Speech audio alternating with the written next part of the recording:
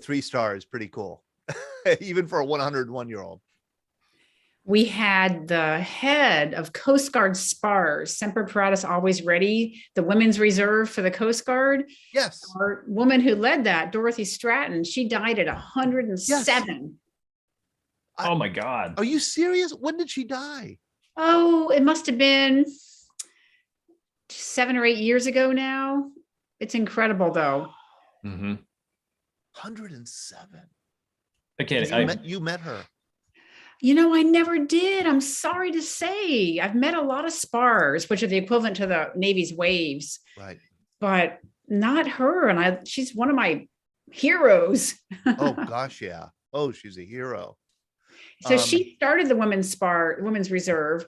She was, somebody else started the women's reserve, but Dorothy Stratton pushed for the women to have better conditions, more jobs, and worked with the captain in charge of the spars to elevate the status of the spars. So she was the first woman to command the spars. Wow. That is so cool. 1 minute countdown, or less than a minute countdown, just so you know. So, Sandy, we are going to go live on Facebook and YouTube first, and then we play our theme music, let everybody in from the waiting room. I'll introduce you and the subject. We'll thank a sponsor. We have some announcements for upcoming events, and then we'll get into the conversation. And, we try to keep it interactive and informal, and have our, people who are in here in the Zoom room with us participate. So we'll invite them to ask questions, and I have a lot of questions for you. Here we go. All right. Very good.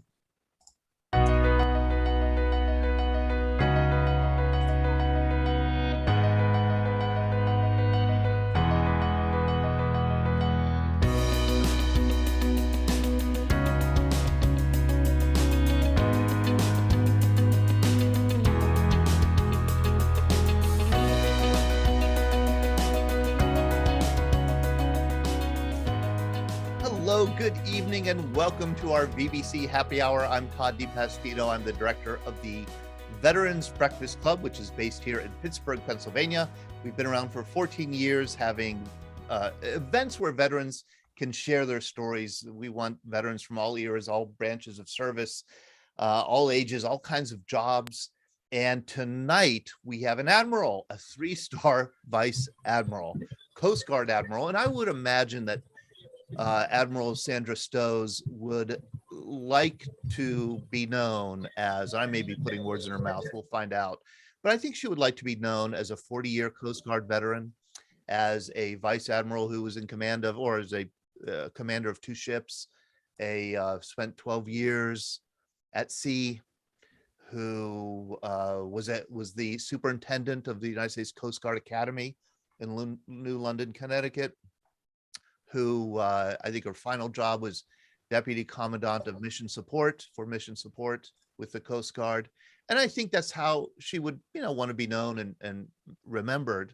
But we don't always get to choose how we're going to be remembered or the meaning of our lives, because she is going to go down in history as a trailblazer and as a pioneer, because she did all these things as a woman.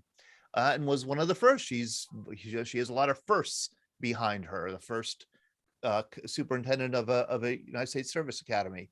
So we're going to talk to her about her first, but we're also going to talk to her about her career and also about her fascinating book. And I was going to ask her a question before we went live about the book. This is a fascinating book, and it's extremely well written. It's called Breaking Ice and Breaking Glass: Leading in Uncharted Waters. It's kind of a leadership memoir. Would you call it that, Admiral? It was intentional not to have it be a memoir, because I didn't want it to be all about me.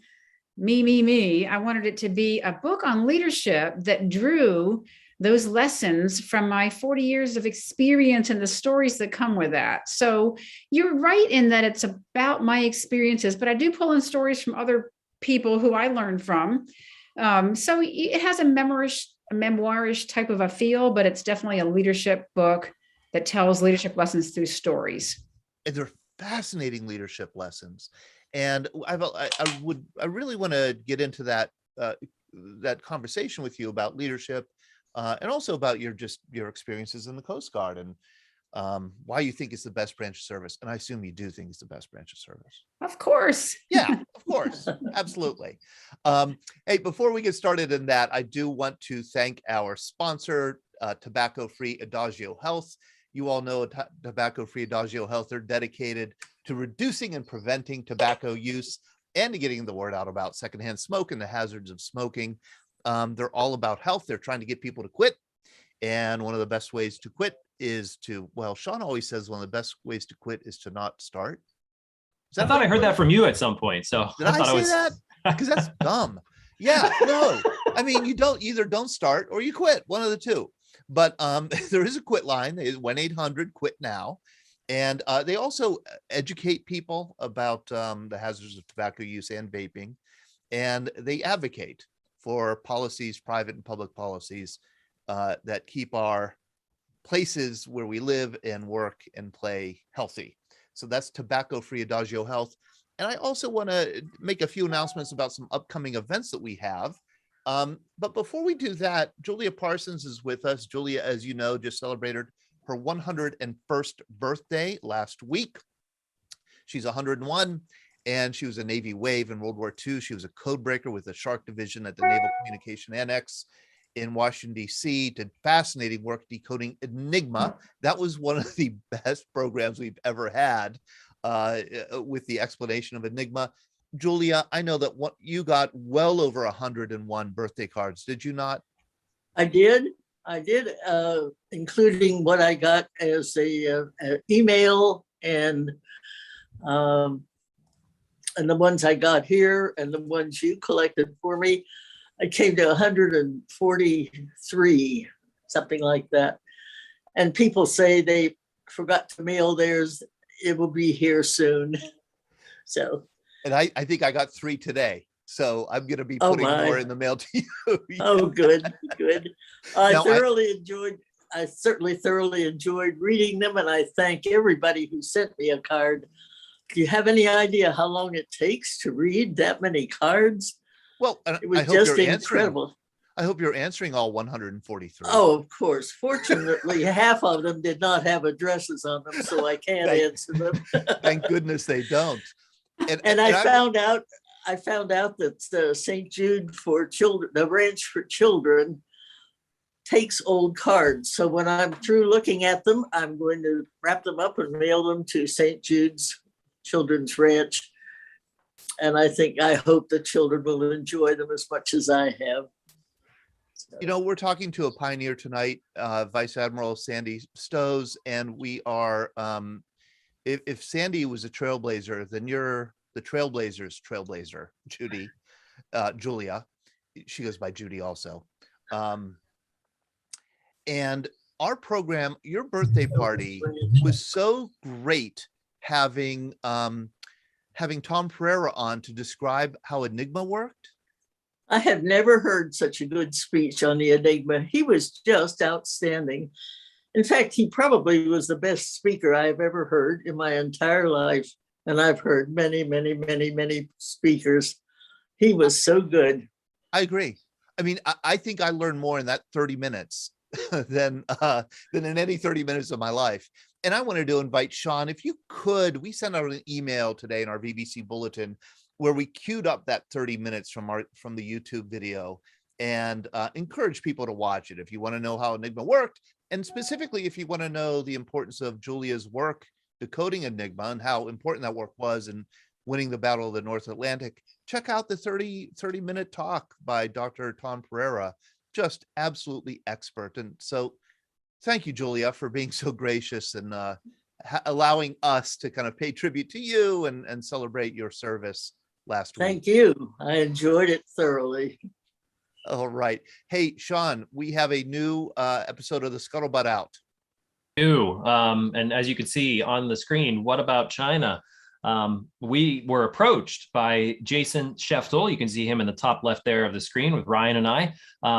it so happens that this invasion happened of Ukraine, in the time that it took us to get him scheduled and onto the show. So this episode hits at a very interesting time where sort of all of our focus has been on Ukraine and Russia. But what about China? And Jason is a China expert.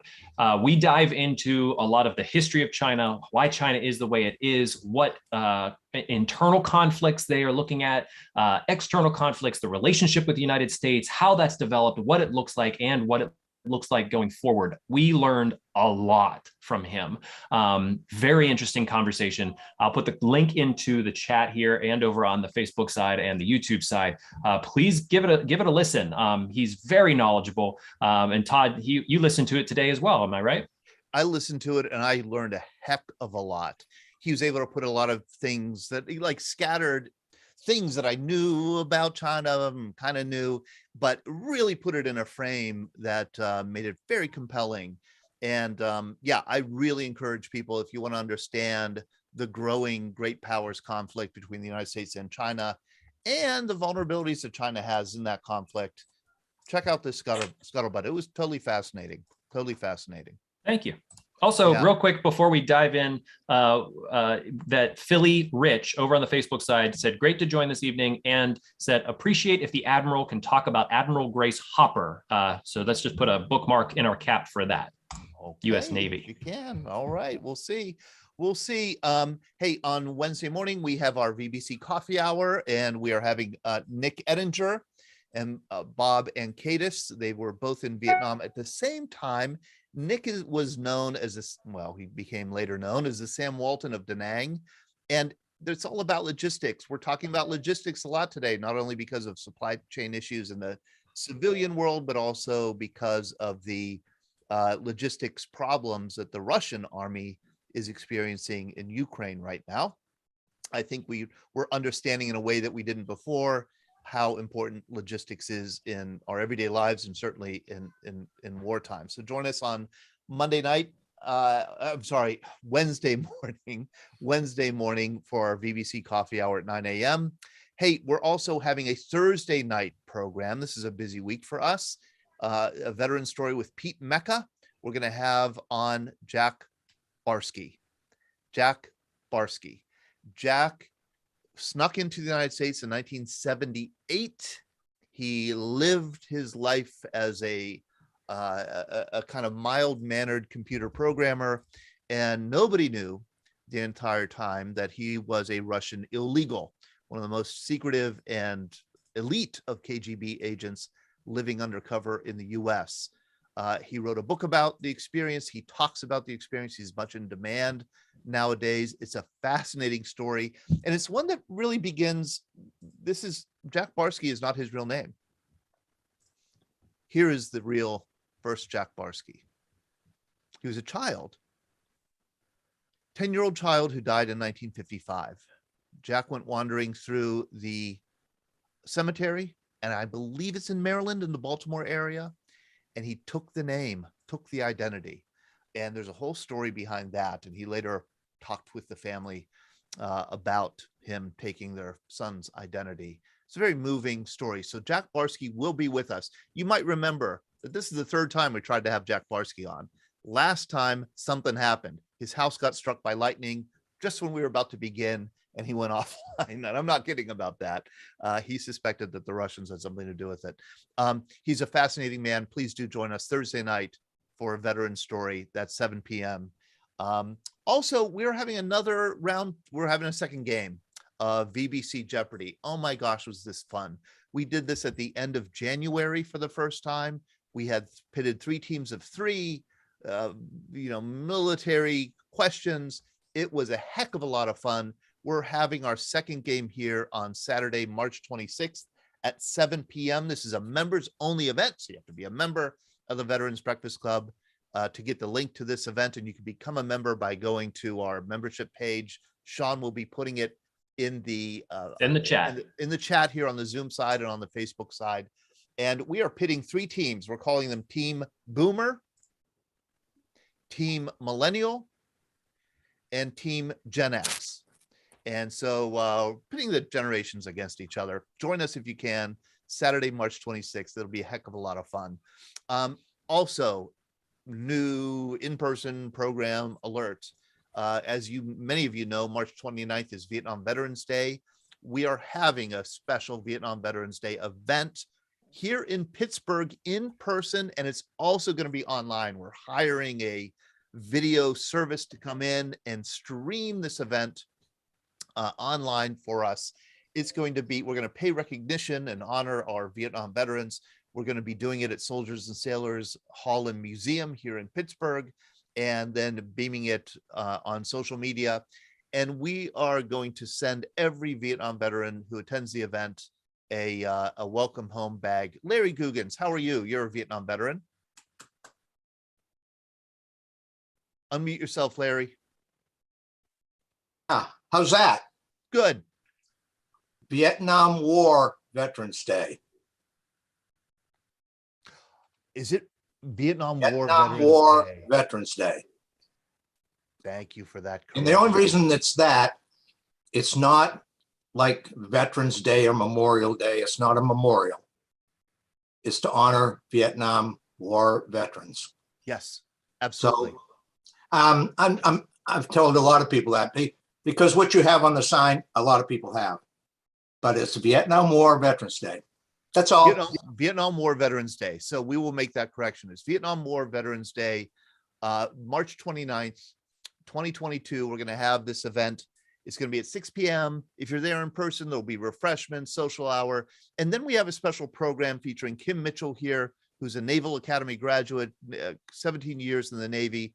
And her story is a remarkable one because it began on the streets of Quang Tri City in 1972 when she was found clinging to her dead mother, trying to nurse. She was adopted by this Air Force technical sergeant, James Mitchell. She grew up on a farm in northern Wisconsin, went to the Naval Academy, and the rest is history. So we're going to have her share her remarkable story. Hopefully we're going to have the person on who found her in Quang Tri City also join us. And she loves to pay tribute to Vietnam veterans. So she's going to make the trip to Pittsburgh, be there in person with us. So we're very excited about that. All right. Do we have any other announcements out there? Questions, comments, corrections, rebuttals? No. Okay. Very good. Then let's welcome Sandy Stosz, Vice Admiral Sandy Stosz. Where are you, Sandy? Todd, I'm speaking with you from Falmouth, Massachusetts. We just moved here last week. A lot of Coast Guard in Falmouth, I'm sure. There are some. We have a Coast Guard sector, which has patrol boats and small boat stations right over in Woods Hole, right about 4 miles away. So there's a lot of retirees here. It's a great community. You know, it's unavoidable. I've read, and you've said, and you say it in your book, that it'd be great if you didn't have to promote yourself as a woman per se. And when you talk about your career, to talk about it in the context of being a woman. And I understand that, but man, that's hard to escape considering that, you know, shortly before you went to the Coast Guard Academy as an 18-year-old, I suppose, the Coast Guard Academy didn't accept women, you know, just a few years before you entered. Oh, absolutely. So I was born and raised in Ellicott City, Maryland, with 3 brothers, and I was the oldest kid. So I had been used to being around boys all my life. So to me, being the first woman or the only woman was my normal, right? It was the way I was raised. But yeah, the service academies didn't accept women until 1976. And that all started with I believe it started with the Title IX in 1972, which provided equal opportunity and education for girls and women. In 1973, you had the Equal Rights Amendment. And then in 1975, when I was a junior in high school, well, in 1975, Congress required the service academies to open their doors to women. They've been men only up until then. So in 1976, when I was a junior in high school, that's when the first women reported to the Naval Academy right next door to me in Annapolis, Maryland, the West Point up in West Point, New York for the Army, Colorado Springs for the Air Force, Coast Guard Academy in New London, Connecticut, and then there's the Merchant Marine Academy in Kings Point, New York. So I thought, wow, what an opportunity to do something that women, girls had been prevented from doing up until then. So I applied to the Naval Academy because that was right next door. I didn't know any better. The Baltimore Sun had put out a feature article on the Naval Academy, and it talked about women being accepted there. And I thought it sounded like a great opportunity to have an adventuresome life and to serve a purpose bigger than myself. I even thought about that in those days. I think a lot of people want to do something more than just what they are. So all that appealed to me. And I ended up going to the Coast Guard Academy in the third class of women. I entered in 1978. Why the Coast Guard Academy instead of the Naval Academy? Oh, that's another story.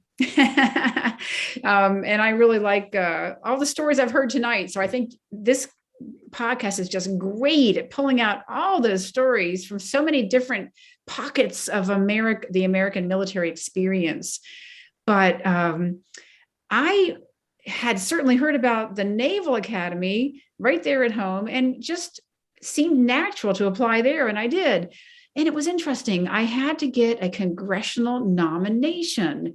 So it's the way that the Army, Navy, and the Air Force and the Merchant Marine work is on congressional nominations. So I had to go, my mother had to find a friend who knew retired Senator Clark from Maryland. I got an informal meeting with retired Senator Clark on his farm, and he set me up with, put a good word in for me with Senator Sarbanes from Maryland. And I went in an interview with Senator Sarbanes. I'm giving you this just to show you that it was a lot of politics. Oh, yeah. Just to get noticed. And meanwhile, my guidance counselor, so I went through that. I got the nomination from Senator Sarbanes. My guidance counselor said, Sandy, you have to cast a bigger net. You can't just apply to one school. He says, look at this Coast Guard Academy. I got a flyer in the mail, this brochure. So between the two of us, we pored over that brochure and decided, well, the Coast Guard looks like a small Navy, so I may as well apply there. And of course, the Coast Guard's not a small Navy. I didn't know that at the time. I applied to the Coast Guard Academy and I got accepted on a direct admission because the Coast Guard Academy, the Coast Guard falls under Title 14 of the United States Code, not necessarily Title 10, which governs the other services. So we are a mixed bag of missions and authorities. So Title 14, we were direct admit, and I got accepted right away. And I got accepted on my merit at the Coast Guard Academy. Meanwhile, the Naval Academy wants me to have a political connection, so to speak. And I just thought, I want to go to a place that wants me for what I've done and who I am and not who I know. And I'm really glad I did that, Todd. It was the best decision I made as a young person. That's so interesting. So the Coast Guard Academy does not require the congressional nomination that the Air Force, Army, and Naval Academies do. No. Got it. And we had been far more women at the Coast Guard Academy before the other service academies because we could select our applicants. We didn't have to go with the nominations of who you knew. So we've had a lot of diversity at the Coast Guard Academy for years and years because of that, because it's direct admit. Is the experience as a what do you call it? Cadet midship? As a cadet. Is the experience of being a cadet at the Coast Guard Academy as rigorous and difficult as it is at the others? Yes, all the service academies have rigorous programs. And back when I was going through, it was many years ago. I went in 1978, so it's ancient history. But I came in with a class of 312 cadets, and of that, 30 of us were women. And 4 years later, we graduated 156 and 10 women. So that was 50% attrition rate overall, more for women. And the other academies had about probably a 30% attrition rate. So we've always had historically had a higher attrition rate than the other academies. we always thought it's because we're small, so they can watch you more closely, hold you to really high standards and keep you in line. How might your career have been different? And I don't want to belabor this, but how can we speculate about how your life and career might have been different if you had gone to the Navy and gone to the Naval Academy? In other words, I'm trying to draw out the differences, I think, between these two branches of service. Yes. And thanks for giving me that opportunity, because normally I do like to talk about all that, but didn't want to dominate the conversation with a story that goes on forever. Yeah. So anyway, when I got to the Coast Guard Academy, I did not realize this as a young person, but soon discovered that when the services were all required to open their doors to women, the Commandant of the Coast Guard said, hey, if we're going to have women, they're going to be going on the front lines, doing everything that the men do. Now, there were berthing restraints because some of our cutters didn't have berthing, especially for women enlisted. So as a cadet, though, when I was just a sophomore, I was deployed for 5 weeks on a Coast Guard 378-foot cutter, which at one time, those ships had Harpoon and Sea Whiz missile systems and deployed with the Navy, but we women could be on those ships on the front line. And my counterparts at the Naval Academy back in the late 70s, early 80s, they couldn't do that because of combat exclusion laws that their services placed on women. And those laws lasted for decades, whereas we women at the Coast Guard were serving on the front lines from day one. And I really think that matters. I am so grateful for the Coast Guard. The Coast Guard, another difference, aside from the fact that we didn't exclude women from the front end of the spear, is that we also have multiple missions. We are military, maritime, multi-mission service. We have anything from polar ice breaking, which I did, as evidenced by my book, to search and rescue and law enforcement of all different kinds, homeland security and pollution control and waterways management. There's a list of missions. So there's a lot of variety there. So the Coast Guard is operating every single day, whereas the other services are training, and they're training for important jobs, but we get to operate every day and see the results of our work. And I think that's really important to me, because I want to be out there making a difference every day and doing those missions that I have a passion for. So the Coast Guard has a lot of ships and aircraft, everything from 418-foot national security cutters that are deployed in the South China Sea. And we have 6 fast response cutters, brand new, that are deploying in the Persian Gulf. We have polar security cutters that patrol from the Arctic to the Antarctic. So the Coast Guard's got not just a homeland security presence, but we keep America safe and secure by keeping the threats away from our shores. And I don't think many people know that. So I wanted to get that out there too. That's a wonderful, thank you for giving us that education. When you entered the Coast Guard was under the Department of Transportation. And after 9/11, it was transferred to the Department of Homeland Security. Ben Wright here in the chat asks, Ben, why don't you unmute yourself if you don't mind asking, are you looking to know kind of the significance of that transfer, the significance of the change?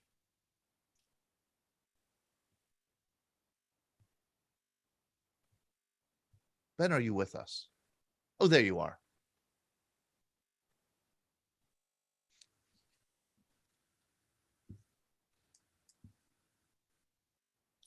Ben, you are muted. So when you unmute, why don't you just feel free to unmute yourself whenever you want, and then barge in and ask that question, but or follow up maybe on the question. Oh, here you are. I'm back with you, Todd. I had Good. a pastoral call. Oh, okay. Sorry about that.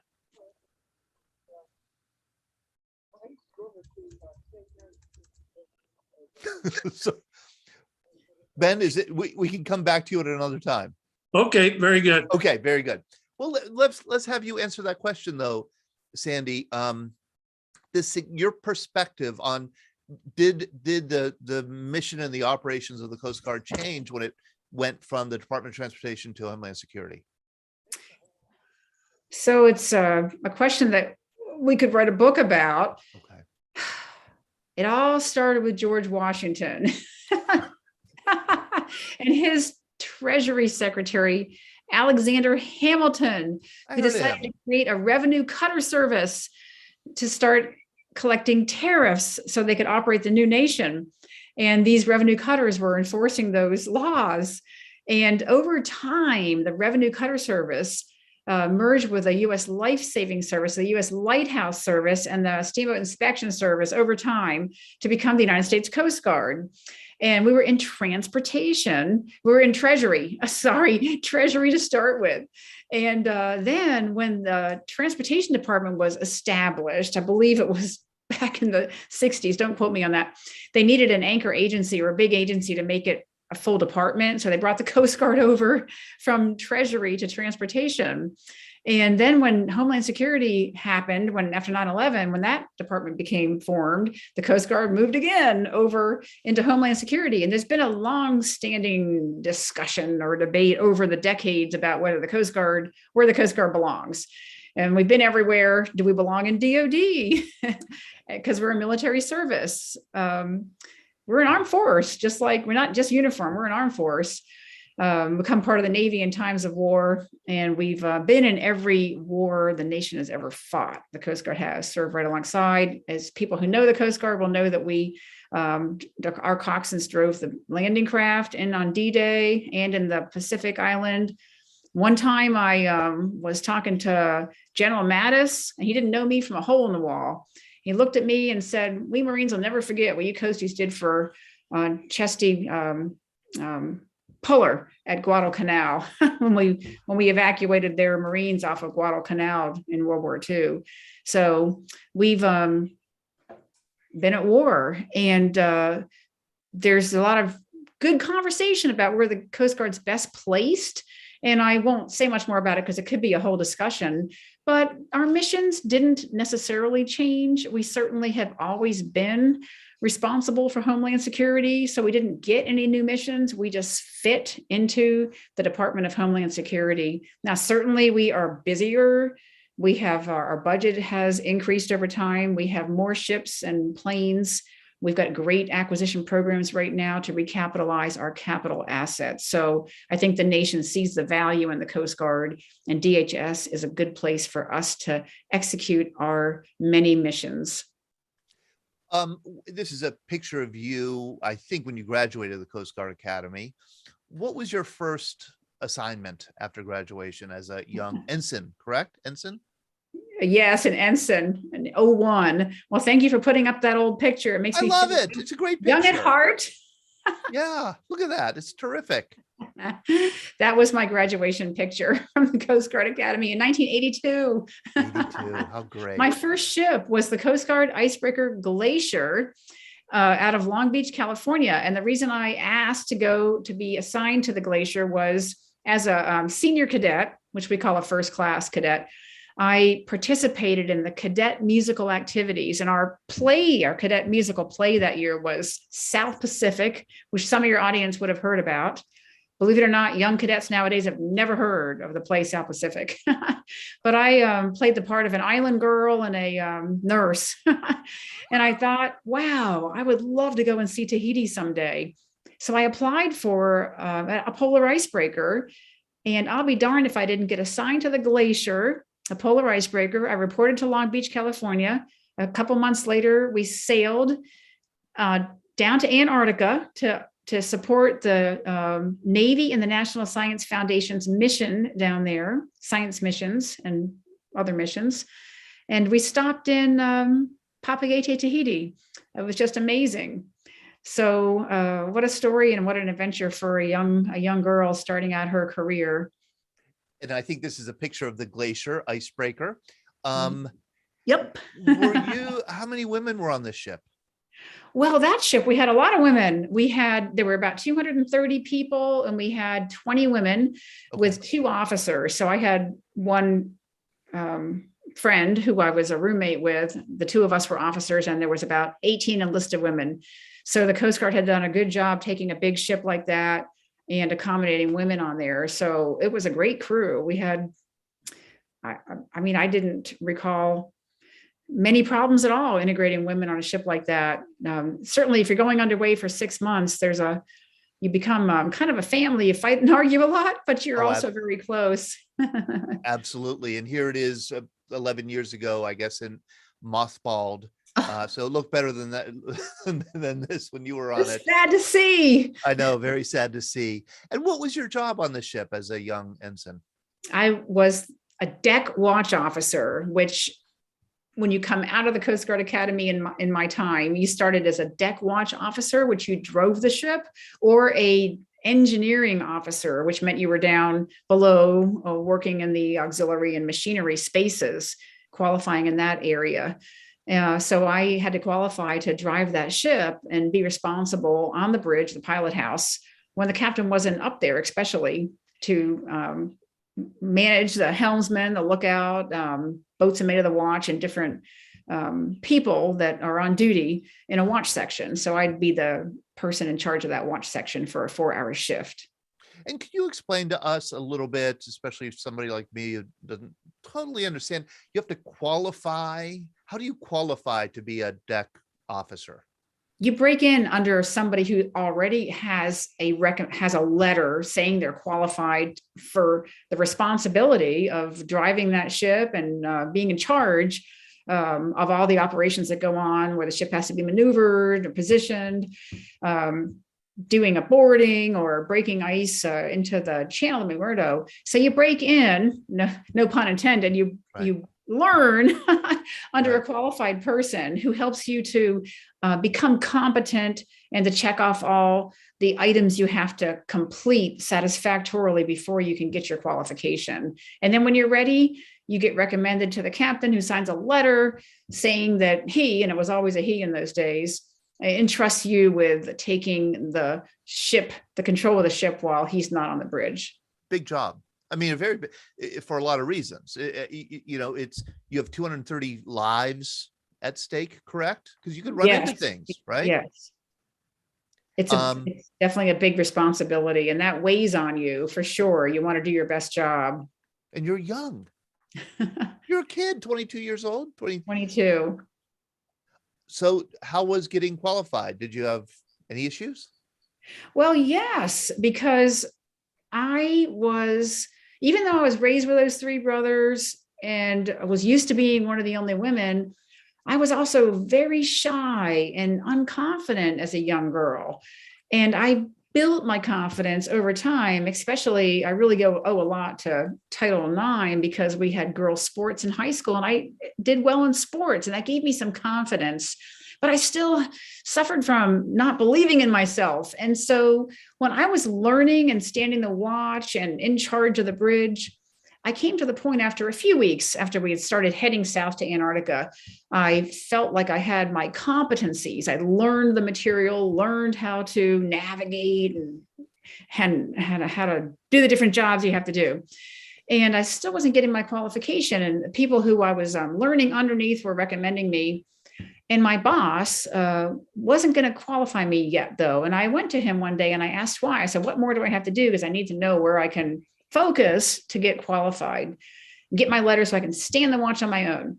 And he couldn't quite tell me, but I pressed him. And he finally said, I know what it is. I'm not going to qualify you till you stand on that bridge like John Wayne with a 6-gun in each hand, barking orders. Oh my gosh. I had to be careful when I tell that story because younger people don't know who John Wayne was, but I can see by the audience here that most of you probably heard of him at least. Right. So imagine me, a young girl. This is back in 1982. Things have changed since then, but back in 82, there was more of a machismo culture.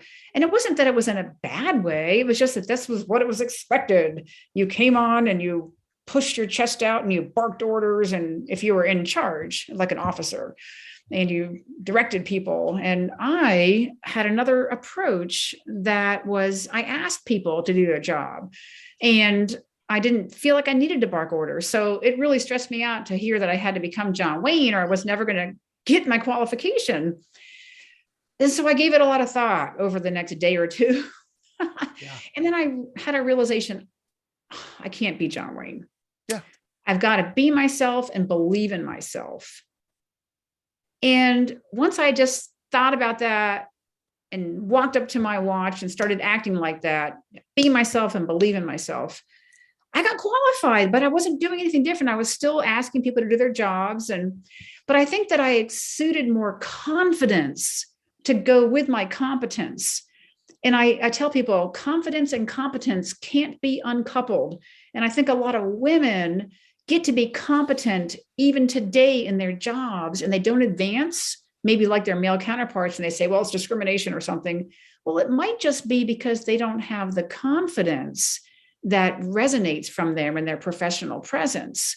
So I always encourage women, hey, you got to merge your competence and your confidence so that you have the trust of those you work with and of your boss. Because if you don't believe in yourself, how can you believe in others? How can you trust your people? How can your boss believe in you? Until you believe in yourself and have that confidence, you're not going to succeed. And I had to learn that the hard way. And I'm glad I learned it that way. How did you learn it though? I mean, you're 22 years old. This older captain says, you've got to be John Wayne. And I mean, it's not like you somehow knew that you just had to project more strength and confidence in your own way. No, I think God had a plan for me because we're none of us at that age or, reflecting back at where I am right now. I did a lot of reflecting to write the book. It all sounds like words of wisdom coming out of my mouth. Yeah, right. It seems easy to, right. Yeah. When I was 22, I think that I just knew though that I couldn't be John Wayne. And I let it go. And I just had a new way of looking at my job. I just became confident and comfortable in who I was and said, this is working. I'm getting a lot of good feedback from the guys I'm working with. They're all encouraging me. And my boss is a good guy. He just is looking for something different. And I think that just being comfortable being myself, just showing through. And so it wasn't any great thinking that I did. I didn't analyze it. I didn't go get a coach to help me learn it. I think I just figured it out over the few days or a week, whatever it took me to take that news in of what he wanted, think about it, and realize some of it was on me to project myself in the manner that was going to earn his confidence to qualify me. Isn't that great? I'm just about your age. Isn't that great to be at an age where all those struggles in life become wisdom that you can share, but all wisdom comes from struggle. Yes. You don't get wisdom from the easy stuff. You get wisdom from the hard stuff. Brad Washaba, you have wisdom. You're a Marine Colonel. You said you're reading Sandy's book. Yes, it's just a real honor to be with you tonight, Admiral. When I hear about the guests coming on the show, I try to research it, and your book really interested me. You and I entered the Marine Corps in 1976, and a little before you, but I can reflect on your experiences.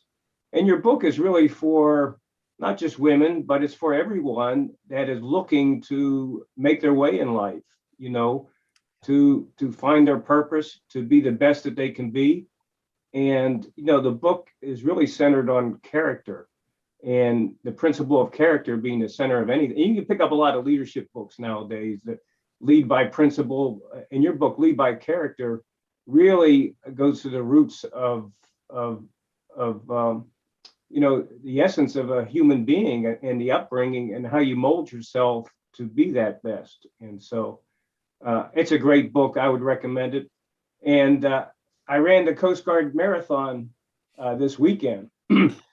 The first That's annual right. I forgot about it. How was it, Brad?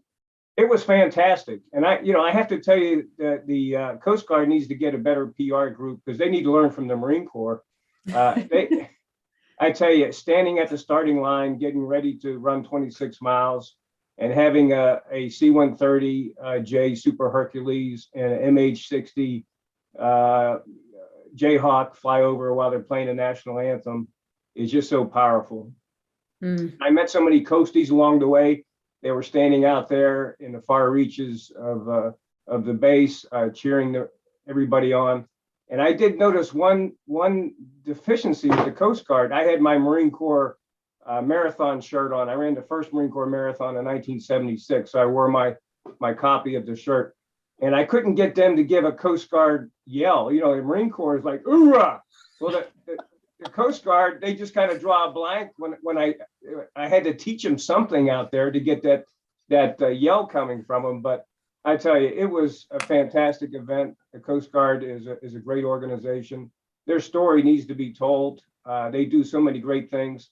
And for the opportunity to save lives is such a great mission. And I'm learning about ice breaking. I never knew there was so much to ice breaking other than just plowing the ship through ice, but you blow air out the ship, and there's a lot to that. So I'm going on too long right now, but I have No, you're not. Just that's so yeah. So what is that? What medal? This is the finisher medal for the marathon, and it's a great medal because you spin the wheel here, and it shows the different platforms the Coast Guard has to rescue people. That's amazing. Yeah. So I thought about this all during the run, that I'm going to earn this medal. I'm going to show it off to the Admiral and challenge her to join me next year at the Coast Guard Marathon. And Thank you, Brad. Let people know how old you are, Brad, when you just ran a marathon. I'll be 68 June 15th, Todd. Second reminder, small gift to be appreciated. Thank you. My goal is to get to 100, at least 100. I'll let Julia take all the honors for anything beyond that. Okay, very good, very good. That's just great. I don't doubt you'll make it. Sandy, the other thing about... And I have to tell you, General Mattis and I go way back. He promoted me to colonel. I learned a lot of great leadership lessons from him. And I was so glad to see him give an introduction to your book. And he is one of my questions for you, and I don't want to take too much time, is you're big on reading. What book are you reading now, Admiral, that's really influencing your life and your thoughts? I do love to read. In fact, I just moved to this house here in Falmouth from Arlington, Virginia, and I have so many books stacked up waiting to get placed on the bookshelves. So I like to read nonfiction to learn what people are talking about with leadership. I'm in that space now. So I just love Jocko Willink and Leif Babin's Extreme Ownership. I think it's a book for the times because it came out a couple of years ago, but I go back and reread it often because, or at least parts of it, to remind myself that, hey, there's people out here talking about ownership, owning your responsibility and accountability. And on the other side of the coin, people are looking at how less they can do. So talking about hard work, it's becoming a society where we're trying to eschew hard work and find a softer path. Do less, stay home, don't go into the office. Not that everyone has to go in or anything, but it just seems to me that we're turning sharply away from the idea that hard work, perseverance, and all that is good for you. We're saying that's really not good. We should be all looking out for ourselves and doing what we want to do. So I like Extreme Ownership, and that's a nonfiction book. I tell you, I like a good novel as much as anybody. If you look at the reading list in my book there, I like to learn leadership through novels, especially classic books. So there's a lot in there if anyone wants to see some leadership books. And I got that idea from General Mattis when he wrote his book a couple years ago. He put a reading list in appendix. So when I did my book, I did the same thing. So I copied from him in that regard. Yeah, I learned that you read fiction to kind of get some insight into how people think and act for leadership. That as you dive into characters in novels and whatnot, you can take a perspective different from just reading a historical analysis of a figure. I found that quite illuminating and fascinating. And if you ever go to General Mattis's house, you open up a cupboard, you won't find cups, saucers, and dishes. Books. You'll find books, and they're earmarked and they're underlined, and he's a real warrior monk that just puts a lot of value on learning, continuous learning. Speaking of fiction, we have Rona Simmons with us. Hello, Rona. You are going to be a guest down the road. I know that you're friends with Sandy. Thank you for joining us, Rona. Thank you so much. I appreciate it. Sandy is such an inspiration, and she and I have become friends over the last year when both of our books came out through our mutual publisher. But Sandy has much more than her book. I am amazed because I blog about military related topics, but Sandy blogs every week and manages unbelievably to come up with some of the most incredible insights. And just this week, she wrote on positivity. And I think that is such an incredible topic for us today.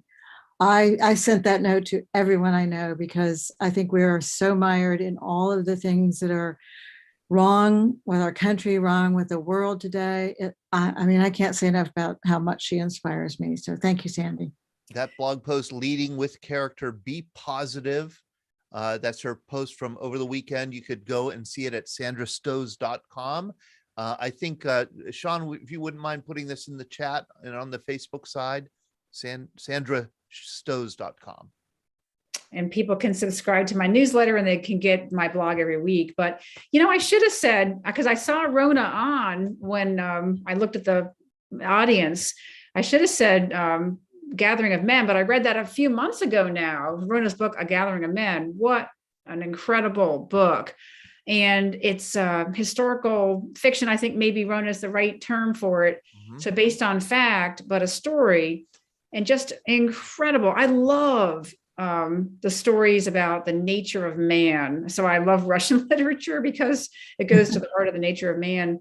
But Rona's book does the same thing, getting at the soul of these three friends that go from childhood through World War II. It's just fascinating.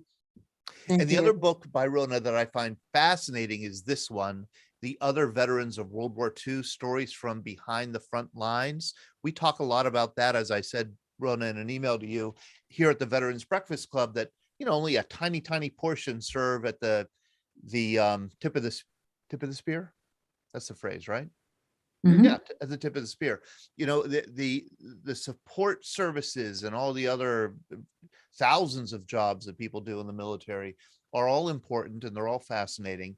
And I love that you dedicated an entire book to those service members, Rona. Absolutely. So. Well, we have to recognize that not everybody was standing on the front line, and yet everybody contributed to the war. And I think in Sandy's case too, while it may not have been war, I mean, all of the Coast Guard was out there, and there are members in the other veterans book who were in the Civil Air Patrol, right. Some instructors of the U.S. But I look forward to speaking with the group on that front down the road.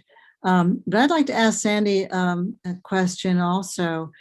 If she hadn't joined the Navy or the Coast Guard or the military in any fashion, how does she think her life or her leadership qualities would have developed, say, in private enterprise, where I spent most of my life? I'm glad you asked that, Rona. I have never been asked that question before, and I've done a lot of podcasts and interviews. So here's what would have happened to me. I wanted to be a veterinarian, a forest ranger, a biologist, anything ending in ologist. So I kind of was all over the place, but kind of loved nature and the outdoors. And I think I would have picked something where I was on my own, kind of. All those jobs I mentioned were something you do independently, not as a team, because I was shy and quiet. So I think the Coast Guard was a forcing function for me. I had no idea I was going to be forced way out of my comfort zone.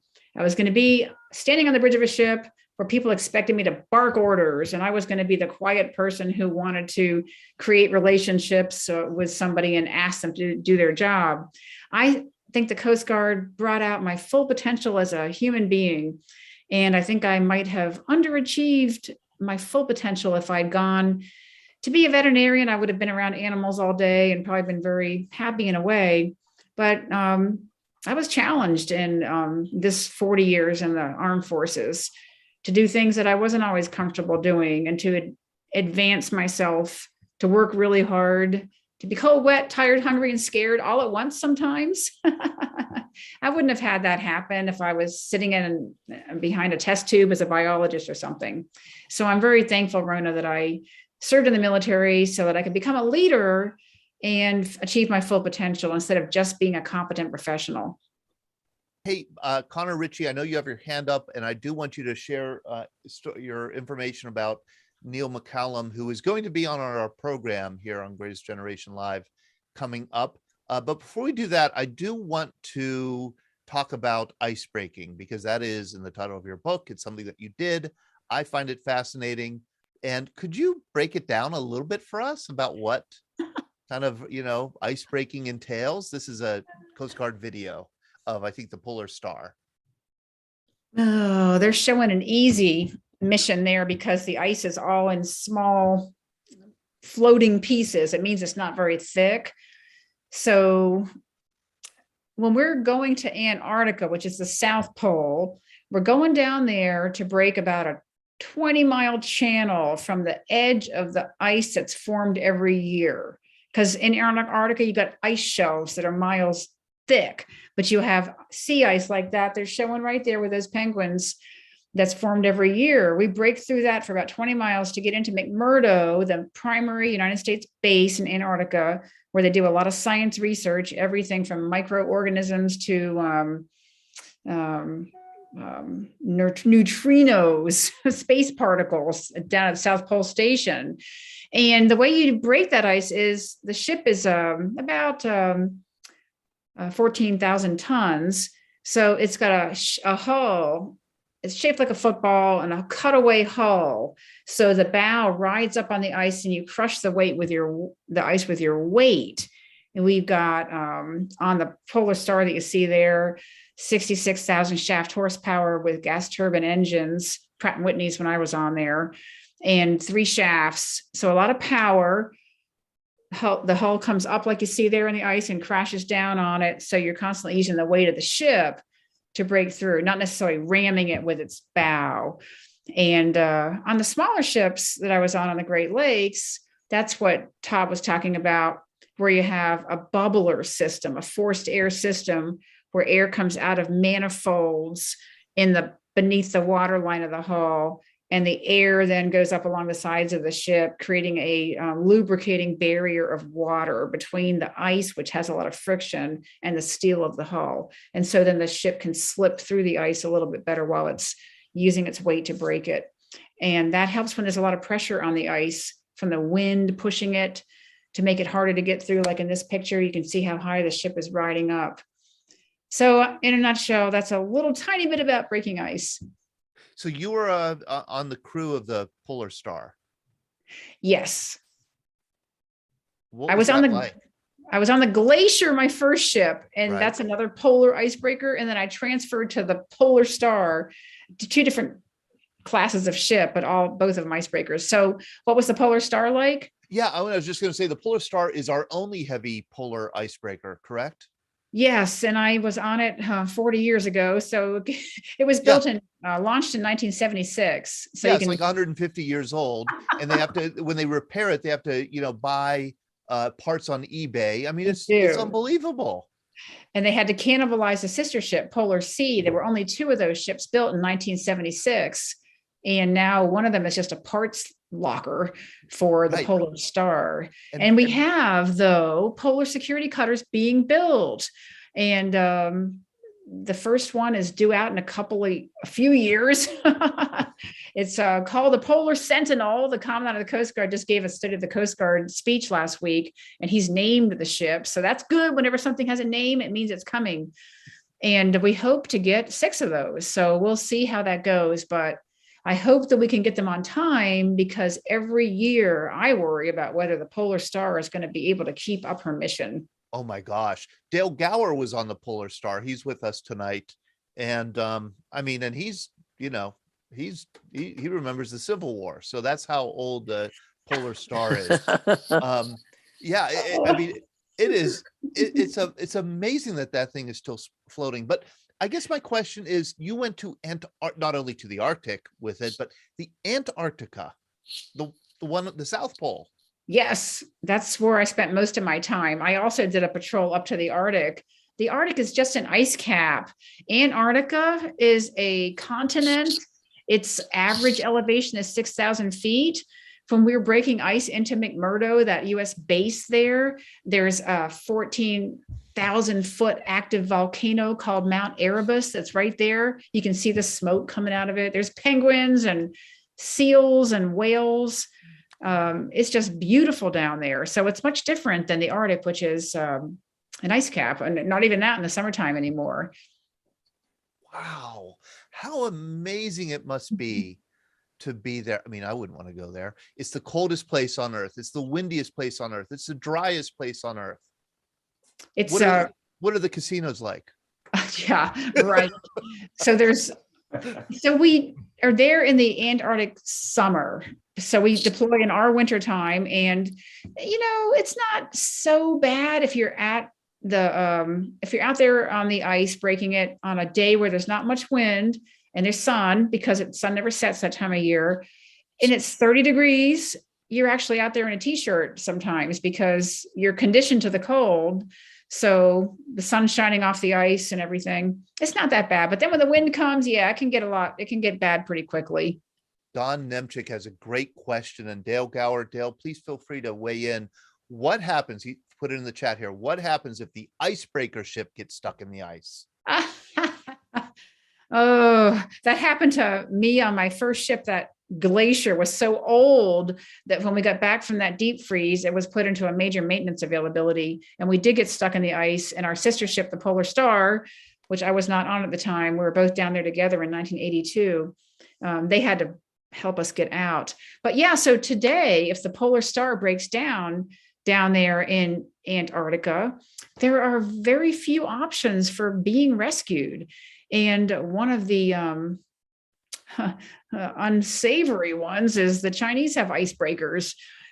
So do you really want to be calling on somebody else to come down and save your butt? You'd rather not, for presenting a national security presence. So yes, you'd have to be rescued by somebody, some other nation, which might take weeks to get there if they'd even do it.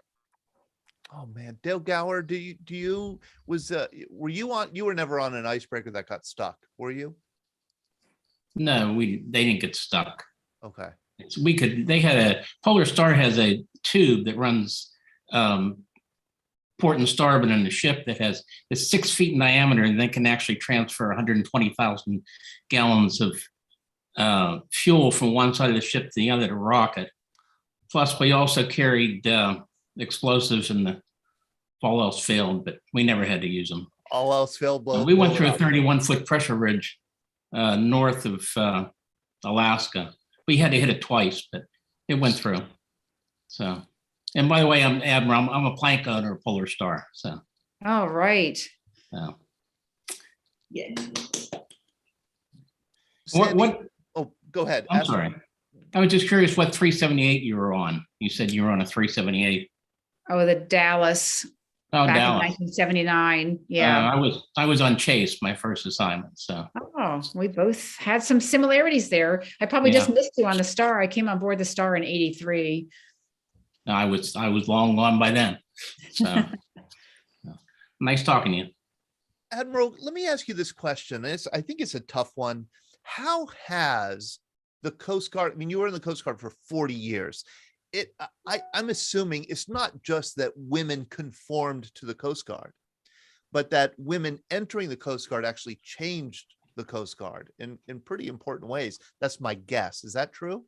Oh, I think so. I mean, if I look at myself 40 years ago on the Glacier and then the Polar Star, and I was 12 years at sea, I had a different way of leading. It wasn't the normal way that maybe was expected. And in those days, there was kind of a style that was expected, and I didn't fit that mold. And now, all these years later, that's become more the norm, is more the kind of leadership where you're trying to motivate and inspire people instead of just giving orders. And I'll give you a bit of how I carried out my career. I learned a lesson from that same boss who wouldn't qualify me on the Glacier. I had to prove myself and develop my confidence.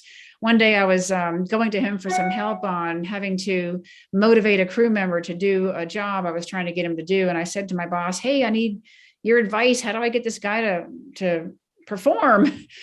And because I was, of course, having to get this job done for my boss, and I had to tell him I didn't get the job done, but I had this crew member that was not performing the duty. Yeah. And he said, Sandy, there's 3 kinds of power. There's personal power, professional power, and position power. And if you're going to succeed, you're going to have to lean on the first 2 and use the third only as a last resort. So your personal power, that is your ability to persuade people. That's your the way you have emotional intelligence, your ability to relate to people, connect with them. Your professional power, that's what you know, that's how you present yourself, how hard you work. And then your position powers, what it is. And if you go to your personal power and professional power, you will work hard to build trust and earn respect every single day so that you don't have to use your bars. And so I always had that thought and that perspective that I wanted to use my personal and professional power. I just didn't know it was the 3 P's of power there. And I tried not to use position power, and probably very seldom did in my entire 40 years. And back when I was starting, everyone just used position power as the first go-to because it was what you did in those days.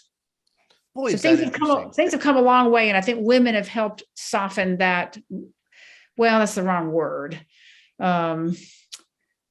It's the wrong word, but it fits a little bit too, because we have a different way of presenting ourselves and motivating people to comply with what they're supposed to do. So ideally, Sandy, when we talk about diversity, equity, inclusion, we're talking about strengthening organizations, strengthening communities and mission by including kind of approaches, talents, perspectives, ways of doing things that are different and in some cases better. Well, sure. I mean, not everyone learns the same. Not everyone reacts the same. So to try to treat everybody on a ship, say, or in an office space, or even on this call we have, to try to think we're all the same, we respond the same to the same learning modes is ridiculous. And I think that we've understood that over the past 10 or 15 years or so, and started to realize you've got to motivate people, meet them where they are, and find out what motivates this person. Not that you can tailor an individual program to everybody, but a leader having an emotionally intelligent capacity so they can understand that some people are motivated by this, some by that. And you're going to be a better leader, and you're going to get the best out of everybody, which ultimately makes the organization perform at its peak. Isn't that interesting? Wow. This is great. If you don't mind, Sandy, let's hear from Connor. Connor is our teenager from Lafayette, Louisiana, who joins us every week for our programs. How are you, Connor? I'm doing remarkably well. How are you? Very good. Connor makes it a practice of interviewing World War II vets. He finds them, he tracks them down, he calls them, and then he has these wonderful conversations with them, and he learns from them.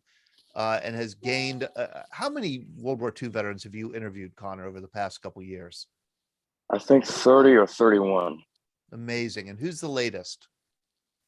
That was Neil McCallum. He was with the 6th Marine Division in World War II. And here is Neil McCallum. We are going to have him on our program. We're in contact with his family. Yes, he has a remarkable story, doesn't he? Do you want to share a little bit of it? Sure, no problem. Well, Neil McCallum went through the Depression and enlisted. Let's first start off. He had 4 brothers that were in World War II. Unfortunately, one of them died. One of them was killed in World War II. So he joined at 17 years old. He was my age when he joined, at 10 days old, as he says. He's got a really good memory.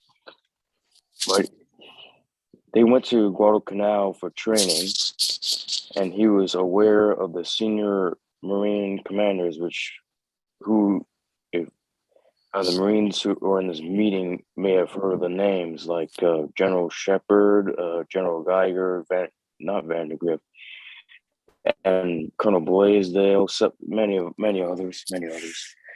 And on Okinawa, this is April 1st, 1945. This was an Easter Sunday at Sugarloaf Hill, and he gets shot in the right calf, so he gets the Purple Heart, and many of his close buddies end up dying, and including General Geiger's deputy, who was General Buckner, who commanded the 10th Army in Okinawa.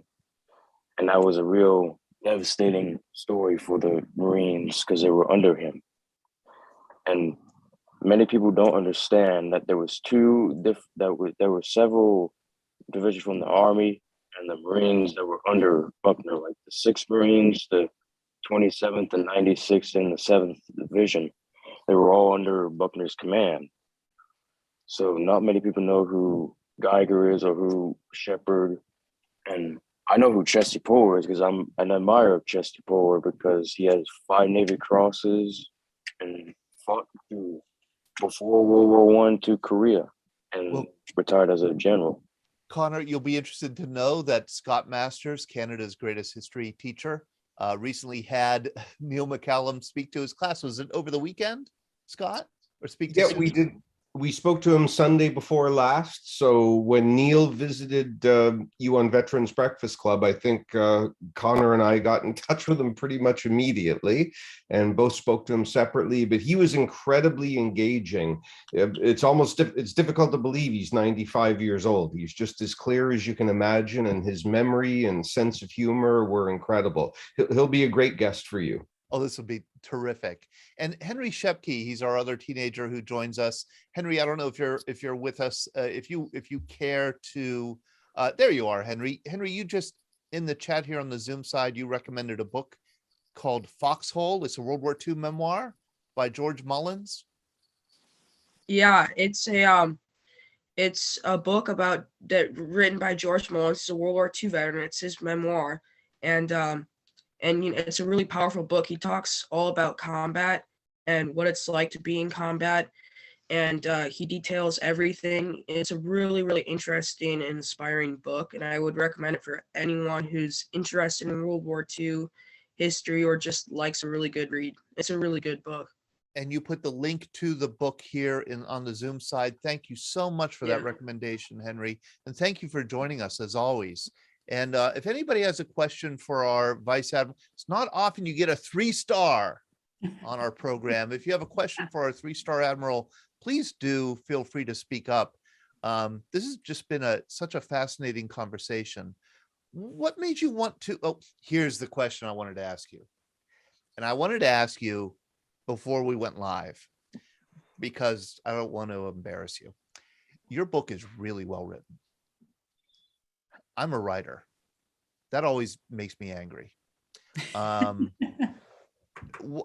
you get to be such a good writer?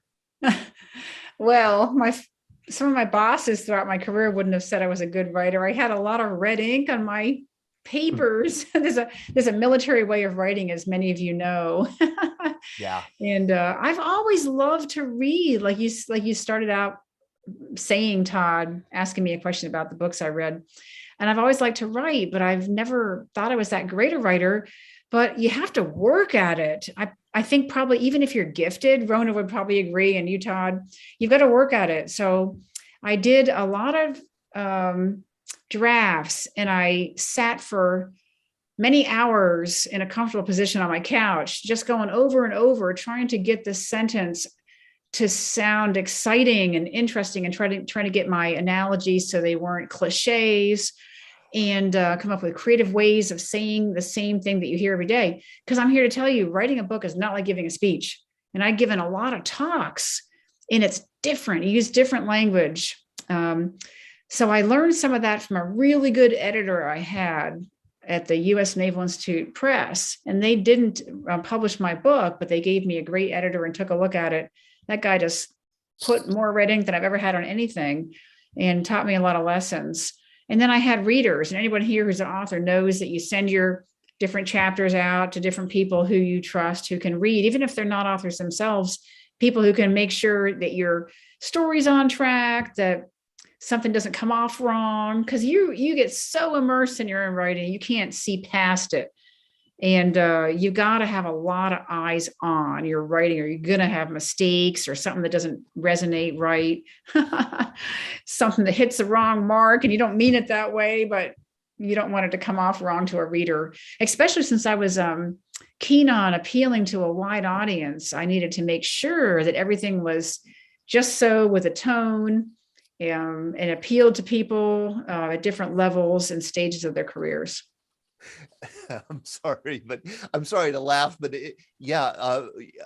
I would expect a 40-year military veteran, when they're talking about their service, I would expect not to understand a word they're saying, because, you're immersed in the subculture for 40 years. There's a whole language, there's a whole, conceptual approach that is alien to people who haven't been in that subculture. And you managed somehow to translate everything in a way that is understandable, and it's a real gift. Scott Masters, you have your hand up.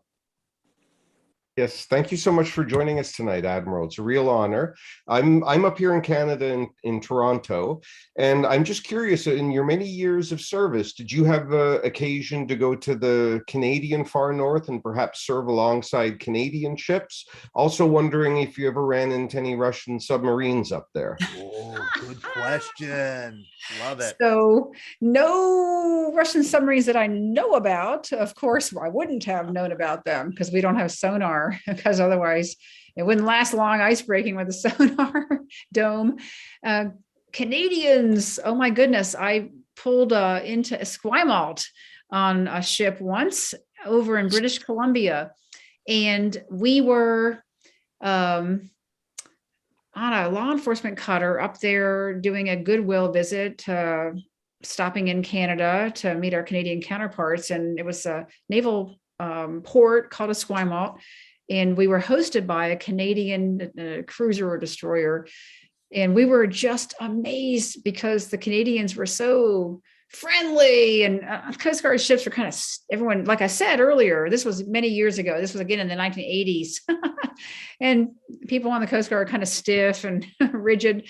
You go into the Canadian Coast Guard, the Canadian Navy ships, and they're all nice, and they have a bar on the ship. And of course, US ships don't serve alcohol. And so my impression of working with my Navy counterparts, the Canadian counterparts rather, in the Navy and the Canadian Coast Guard up on the Great Lakes, is just wonderful. They're great people, great partners, and they actually have fun. Thank you for that. That sounds about right. My wife's brother was on a Canadian Coast Guard cutter for many years, and that's exactly what I would have imagined his ship would have been like. Admiral, I'm going to share, unless somebody else has a question, I'm going to share some pictures here. And if you wouldn't mind commenting, this is you with President George H.W. Bush. What was the circumstances of meeting him? That was on the Coast Guard cutter Eagle, and it was on the 4th of July. And we had the Eagle up off Kennebunkport to be part of the July 4th Independence Day festivities that year. How great. Oh my gosh. And then this is you is it a commendation or a promotion? That's me leaving Coast Guard Training Center Cape May. I commanded that unit. It's our boot camp. And an interesting little fun fact. So, I was the first woman to do this or that. And like you said, Todd, I always tried to escape that because I just wanted to be known to be a competent person. Yeah. But I am proud to be the first person in the Coast Guard to command both our training center, our boot camp, our enlisted accession source, and our academy, where we trained all of our officers, our cadets, our officer candidates, and our direct commissioned officers. So I was privileged to be the first and only, a first woman, and only at the time, the first person, not the first woman, the first person. Yeah, the first person. Both those training centers. So gender aside, I loved the fact that I had the privilege of commanding the units where young people were developed. So that's one reason I was so passionate about the book. And I'm glad some of that comes through, because it's all about giving back, because having had the chance to help develop those young leaders of character on the enlisted side and the officer side, it's really where my passion was in the Coast Guard. Not after a while, the going to sea, I thought that was my passion, the missions. It was the people, and especially the new people coming in, helping them develop into leaders of character who would relieve me someday. Right. We've had drill instructors on. We've done shows with drill instructors, which sounds like such a difficult job. I cannot imagine a more difficult job, but they also say it's the most rewarding job. Yes. Because you really do see the transformation of the young people come in. Can I Mhm. ask you, and this is a really tough question, what was the best job that you had in your 40 years in the Coast Guard? Oh, that's an easy question. Okay. That's an easy question. I always just answer it the first thing that comes out of my mind, because I think that's, your honest thought. And so I got asked that question many years ago, and it was my first ship, the Glacier, going to Antarctica. I mean, for a lot of reasons. First of all, it's incredible adventure for a young person who was looking for adventure, but it also, and you can all relate to this, I bet, was a time when you had a lot of responsibility, Todd, like you said, driving the ship, but yet you're still in a training mode. People expect you to make mistakes. You can recover, and you're learning, and you have a lot of autonomy, because we give a lot of autonomy in the Coast Guard, but yet you have a lot of leeway on making mistakes. Then as you get more senior, everything tightens up and everything gets more serious, so to speak, and it gets more political. Right. So there's a freedom of being a young person out on your first unit where you haven't gotten into all that drama yet. What was the most important job you think you had in the Coast Guard? Yeah, that becomes a tougher question, because there's some 9/11, post 9/11, patrolling off New York City to keep New York safe. When I was commanding officer of a cutter that was assigned to protect us offshore and board all the incoming ships that had anything suspicious. That was important, and it was operational. And then I was in charge of reviewing all the major systems acquisitions programs in a job in Coast Guard headquarters, presenting those programs to Congress to get the funding to keep the Coast Guard operations going. And then there were the jobs where I was leading our accession sources, superintendent at the Coast Guard Academy and commanding officer of Coast Guard Training Center, Cape May. So there was a lot of important jobs in different ways, which makes it hard to answer with just one job. Yes. Was it hard to leave? Hard to retire? Oh, no, it wasn't hard to retire. I did 40 years. And so I loved the Coast Guard. There's a saying that you hear when people retire from the Coast Guard: we joined for the missions and excitement, and that was what we wanted to come in for. But when we left, we knew we'd miss the people. So it transitions from being all about the missions, the excitement, to being all about the people. The Coast Guard's like a family. So sure, it's hard to leave, but I stayed involved. So I'm the chair of the Coast Guard Academy Sailing Council, and I'm also a trustee for the Coast Guard Academy's Institute for Leadership. And I keep my hand in a lot of different volunteer activities that I don't have time to miss the Coast Guard. And if it's still a family, so no one's going very far. So it was a smooth transition. You were able to still remain active. Yes, and I wrote the book. That took me a year and a half to do that. So I've been retired 4 years, and it's been far busier than I ever expected. I'm not bored. Here's a good one. How, and Brad asked this, if somebody wants to get a signed copy of your book, how would they do it? Oh, I see that question here. So being a little bit unsophisticated in all this, because it's not my business. I don't have a business. I'm just doing everything I do for pro bono. In fact, all my proceeds from the book, my publisher, which is Rona's publisher, cuts my royalties check directly to the Coast Guard Academy Alumni Association to be spent to develop cadet leaders of character. So all my proceeds are donated, as is my time. So I don't do anything for business. So therefore, my website I'm not selling books on the website, which some people do, but if you want a signed book, contact me through my website. There's a place to email me, and you can order a book, and I take PayPal, and I'll send you a signed copy, and it's easy. So I do that all the time. Okay, so contact Sandy through her website, which is sandrastosz.com, and they could contact you through there and correspond and get a book and arrange payment. Yeah, or you can contact me at sandy@sandrastosz.com. That's my business email. And I'll, tell you how to do it and send you a book. And it's my way of doing that. Hey, and we had a question from the Facebook side, Sean, and I don't know, I don't want to put Sandy on the spot to answer it. Maybe somebody else here knows it. Right? Didn't we? Yes. Appreciate if the Admiral can talk about Admiral Grace Hopper from the U.S. Navy. Oh, Grace Hopper. So she was the computer programmer, famous Rear Admiral. So I remember Grace Hopper when I was, I must have been, I hate to say it, 20 years ago or so.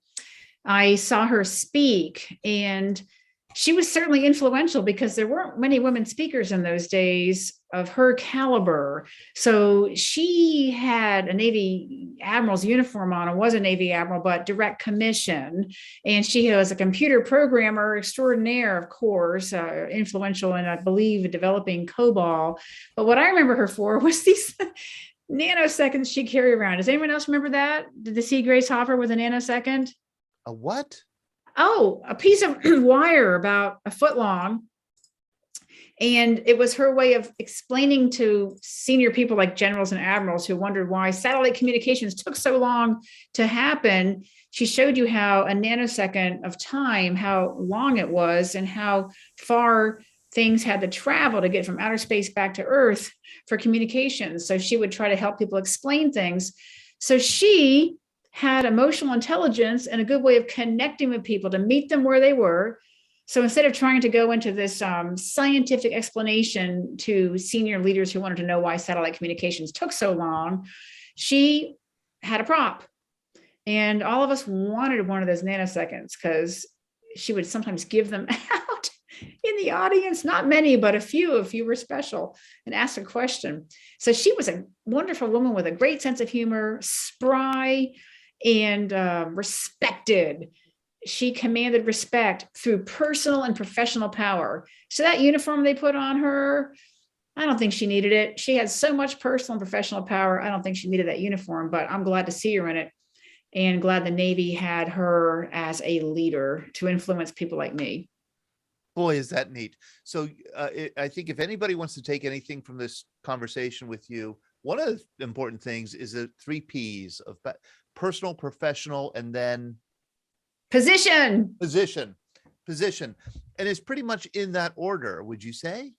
Sure. Personal and professional power kind of twine together, and you should live your life trying to build trust and earn respect through your personal and professional power. And you won't have to use your position power that often. Right. And the position is back up when you run across, somebody like Dale who needs to, who only understands one thing, and that's rank. Right. And there's a time for everything. So don't get me wrong on that. There is a time to charge the hill or whatever. Yes, right. To pull rank, right? Yeah. There's even a couple times where I've barked in order. It's hard to imagine. There were at least 2 times during a crisis at sea when I actually barked in order, but everyone was glad I did because it was pretty tense. Can I ask you, we only have a few minutes left, but I was, one of my questions here that I had was, can you recall scary times, crisis times, and how you responded? Were you surprised how you responded, or how did you respond? Oh, yes. It was always at sea. I think people who've served in the audience would know that most of the truly scary times that you remember come when it's really serious. I mean, sure, it's scary to be late with a project or something at work, but when there's people's lives at stake, it's a little, in my mind, more intense. So there was a time we were coming into Chesapeake Bay through the Delaware Canal. We're going into Coast Guard shipyard in Baltimore. And it was August, and there was this crazy squall. I've never seen anything like it before or since, that just descended upon Chesapeake Bay as we came out of the canal. It was a complete whiteout with like 60-knot winds, and we had to navigate. And the person on the helm and the person who was driving the ship, I was the captain of the ship. The person who was driving the ship is the officer of the deck. They just were overwhelmed with this squall that just came, a supercell that just hit us. And so I just had to yell out, left full rudder, because we're coming out of the canal and we had to turn or we're going to run aground. And everyone else just kind of froze when that thing hit us. And I didn't even, it was instinctive. So I wasn't sitting here with any kind of leadership above anybody else's. I was just instinctive. Right. And, but yeah, it was scary. It sounds small. You're just in, in the Chesapeake Bay and all that, but it was pretty, you're just blinded. There's no way to see anything. Do we have any other questions or comments from anybody? Any announcements that you want to make about something upcoming? Anything you want to make us aware of? Connor, anything else you want to share with us? I have a couple of questions I would like to ask the Admiral. Okay. First of all, thank you, Admiral, for your 40 years of service. And my two questions are, first of all, I'm also a great admirer of General Robert H. Bell, which we all know who he was. He was the Commandant of the Marine Corps, and he was from Louisiana, not far from where I live. So was there any flag officers that you admired, or what was your favorite ship? Because I just found out that my great-grandfather's brother was on an escort carrier in the Pacific. I didn't know that until his wife, my great-great-aunt, who is still living, found that information, and I have his discharge papers at my house. So what was what flag officer you admired the most, and what was your favorite ship? So it's interesting. So I had a 40-year career. So when I was young, for my first 20 years in the Coast Guard, I'm not sure I would, with all due respect, I'm not sure I would say I admired a flag officer, because they're so far removed from you, right? So you're looking at your next level supervisor. And in fact, there's a lot of evidence that shows that people leave the workforce based on whether they, depending on how their next level supervisor treats them, not how the CEO of the company is. So, right. So there's so much distance.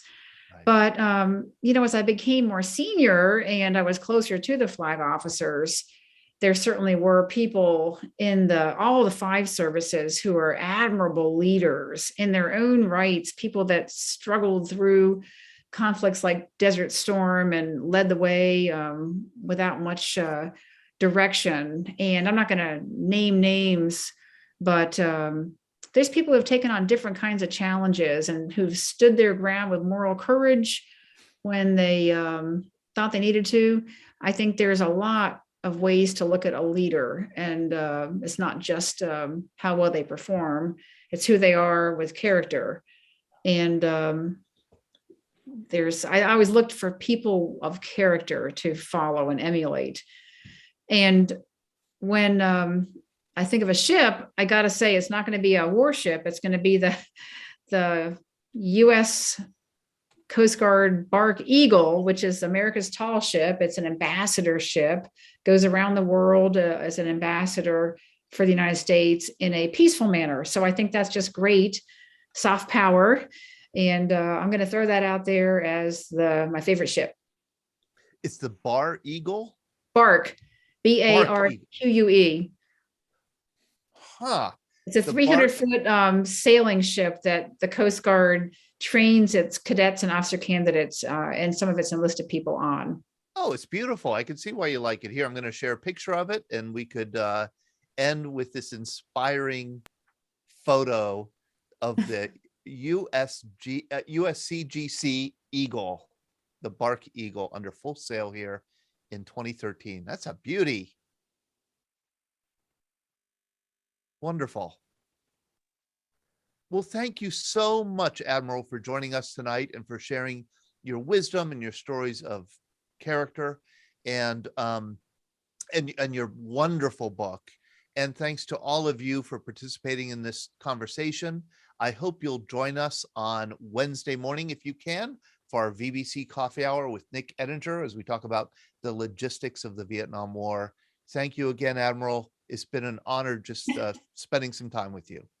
Thank you so much, Todd and Sean. It's been a pleasure being here. And they made a little chat comment. What a great engaged audience. I'm just really privileged to be a part of this. And thank you for all you do to share stories to help people learn more about our armed forces and its people. We'd love to have you back anytime. Anytime. All right. Thank you so much. Take care, everybody. Have a good night.